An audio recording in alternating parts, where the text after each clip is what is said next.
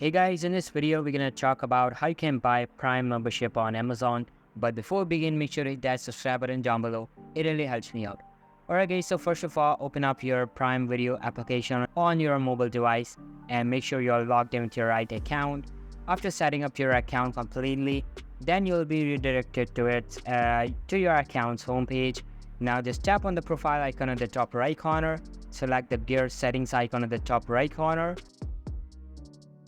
and scroll down the settings list, select manage account. Now enter the preferred payment method and just save it.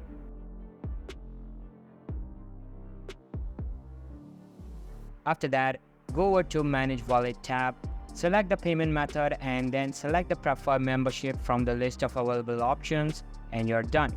That's how you can buy Prime membership over on Amazon. So that's all for today's video.